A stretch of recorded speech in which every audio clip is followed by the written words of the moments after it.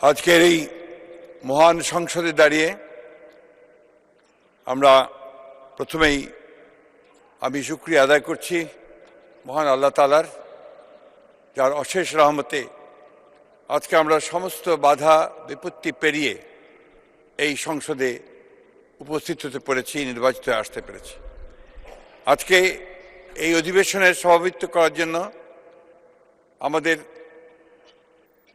দলীয় প্রধান, সংসদ নেতা, আমাদের প্রধানমন্ত্রী যে প্রস্তাব করেছেন ডক্টর খন্দকার মোশাররফ হোসেনের নাম, আমি আমাদের দলের পক্ষ থেকে এটাকে পূর্ণ সমর্থন জানাচ্ছি।